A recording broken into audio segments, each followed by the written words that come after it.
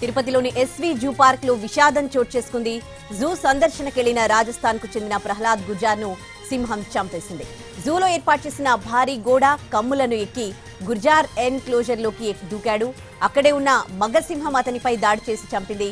దీంతో ప్రహ్లాద్ అక్కడికక్కడే మృతి చెందాడు. లయన్ సఫారీ కోసం వచ్చిన సందర్శకులు సింహం దాడిని గుర్తించి పెద్దగా ఎత్తున కేకలు వేయడంతో అధికారులు వెంటనే సింహాన్ని బోన్లోకి తరలించారు. రాజస్థాన్ కు చెందిన ప్రహ్లాద్ గుర్జార్ డ్రైవర్ గా పనిచేస్తున్నాడు. 3 రోజుల క్రితం హైదరాబాద్ నుంచి టికెట్ కొని బస్సులో తిరుపతి వచ్చినట్లు గుర్తించారు పోలీసులు. అయితే ఆత్మహత్య చేసుకోవాలనే ఉద్దేశంతోనే నిషేధిత ప్రాంతమైన లయన్ ఎన్క్లోజర్ లోకి అతను దూకినట్లు భావిస్తున్నారు జూ పార్క్ అధికారులు. ఘటనపై కేసు నమోదు చేసుకున్న పోలీసులు దర్యాప్తు చేస్తున్నారు.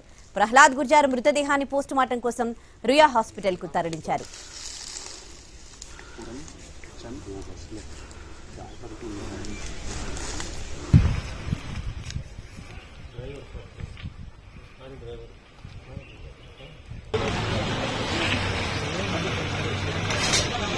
తిరుపతిలోని ఎస్వి జూ పార్క్ లో విషాదం చోటు చేసుకుంది. జూ సందర్శనకెళ్లిన రాజస్థాన్ కు చెందిన ప్రహ్లాద్ గుర్జార్ ను సింహం చంపేసింది. జూలో ఏర్పాటు చేసిన భారీ గోడ కమ్ములనెక్కి గుర్జార్ ఎన్క్లోజర్ లోకి దూకాడు. అక్కడే ఉన్న మగ సింహం అతనిపై దాడి చేసి చంపేసింది. దీంతో ప్రహ్లాద్ అక్కడికక్కడే మృతి చెందాడు. లయన్ సఫారీ కోసం వచ్చిన సందర్శకులు సింహం దాడిని గుర్తించి పెద్ద ఎత్తున కేకలు వేయడంతో అధికారులు వెంటనే సింహాన్ని బోన్లోకి తరలించారు.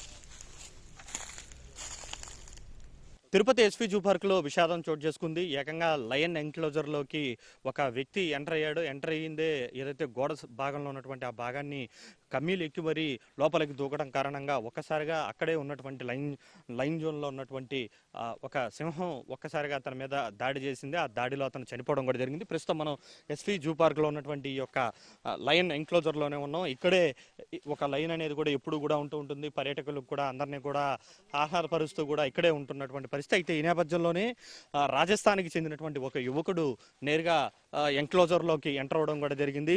సరిగ్గా 1 గంట ప్రాంతంలో అతను లోపలికి వచ్చినట్టుగా కూడా తెలుస్తుంది. అతను వచ్చిన వెంటనే కూడా తర్వాత ఎన్క్లోజర్కి భారీ ఎత్తున ఉన్నటువంటి కమ్మీలను పైకెక్కి మరి అతను లోపలికి ఎన్క్లోజర్ లోపలికి దూకడం కూడా జరిగింది. దీంతో ఒకసారిగా పులికి ఏదైతే సింహానికి ఆ అలికిడి విన్న వెంటనే కూడా నేరుగా అతని వద్దకు వచ్చి అతని మీద దాడి చేసినట్టుగా కూడా తెలుస్తుంది. అక్కడి నుంచి దాడి చేసిన వ్యక్తిని లాక్కుంటూ వచ్చి ఇక్కడ మనం ఏదైతే చూస్తున్నటువంటి ఈ ప్రాంతంలో ఇతనే ఎన్క్లోజర్లోకి దూకి సింహం చేతిలో తీవ్రంగా గాయపడి అతను చనిపోవడం కూడా జరిగింది. మనకు చాలా స్పష్టంగానే అతని శరీర భాగాల మీద కూడా ఏదైతే సింహం దాడి చేసినటువంటి గుర్తులు ఏవైతే ఉన్నాయో అవన్నీ కూడా కనబడుతున్నటువంటి పరిస్థితి. ఎక్కడా కూడా సింహం అయితే తినే ప్రయత్నం అయితే ఎక్కడా కూడా అతన్ని చేయలేదు. కేవలం అతన్ని దాడి చేసి అతన్ని హతమార్చినట్టుగా కూడా తెలుస్తుంది. అయితే ఇతను ఎందుకు లోపలికి వచ్చాడో, కావాలనే వచ్చాడా లేదంటే ఎందువల్ల దూకాడనే దాని మీద మాత్రం ప్రస్తుతం ఇటు జూ పార్క్ అధికారులందరూ కూడా చూస్తున్నారు. సో రక్తపు మరకలన్నీ కూడా ఇక్కడ ఉంది, మనకు చాలా స్పష్టంగా కనబడుతుంది. ఎన్క్లోజర్ లోపలికి పడిన వెంటనే కూడా ఆ అలికిడి విన్న వెంటనే కూడా సింహం అనేది కూడా చాలా వేగంగా స్పందించి వచ్చినటువంటి వ్యక్తిని బలవంతంగా లాక్కొని వెళ్ళినటువంటి పరిస్థితి. సో లాక్కొని దాదాపు 200 మీటర్ల వరకు కూడా ఈ సరిహద్దు ప్రాంతంలో ఉన్నటువంటి అన్ని ప్రాంతాలను కూడా లాక్కుంటూ కూడా తీసుకొని వెళ్ళింది. సో దీని మీద ప్రస్తుతం పూర్తి స్థాయిలో ఏదైతే జూ అధికారులు మాత్రం సీరియస్గా ఈ విషయాన్ని దృష్టి పెట్టారో, అసలు అతను ఎన్ని గంటలకి జూ లోపలికి ఎంటర్ అవ్వడం కూడా జరిగింది. రాజస్థాన్ నుంచి వచ్చినటువంటి యువకుడి వయసు దాదాపు 36 నుంచి 37 సంవత్సరాల వరకు కూడా ఉంటుందని చెప్తున్నారు. అయితే ఇతను మద్యం మత్తులో ఏమైనా దూకాడా లేదంటే చనిపోదామని నిర్ణయించుకొని ఏదైతే లయన్ ఎన్క్లోజర్లోకి ఎంటర్ అయ్యాడా, అసలు దేనివల్ల ఈ ఘటన జరిగిందనే దాని మీద కూడా పూర్తి స్థాయిలో విచారణ అయితే అధికారులు అయితే ఇప్పటికే ప్రారంభించడం కూడా జరిగింది. ప్రస్తుతానికి డెడ్ బాడీ మాత్రం ఏదైతే లైన్ ఎన్క్లోజర్లోనే ఉంది.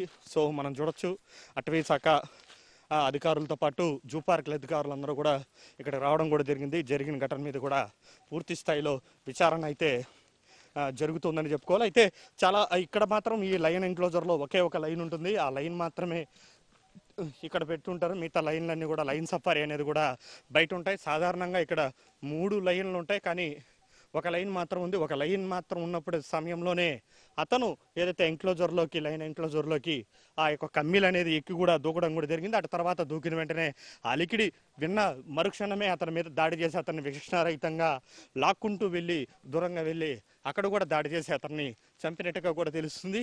అయితే అక్కడ ఉన్నటువంటి చుట్టుపక్కల ఉన్నటువంటి ఎవరైతే లైన్ సఫారీకి వచ్చినటువంటి వాళ్ళు ఉన్నారో వాళ్ళందరూ కూడా చూసి పెద్ద ఎత్తున గట్టిగా కేకలు పెట్టినటువంటి నేపథ్యంలో ఇక్కడ ఉన్నటువంటి సిబ్బంది అందరూ కూడా స్పందించి వెంటనే ఆ లయన్ అయితే తిరిగి బోన్లోకి తరలించడం కూడా జరిగింది.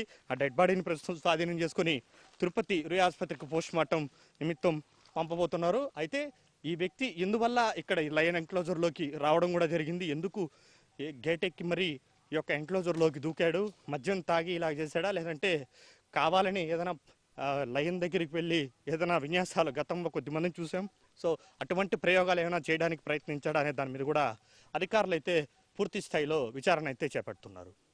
కెమెరా పర్సన్ సంజయ్తో Karthik NTV, Tirupati SV zoo park నుండి.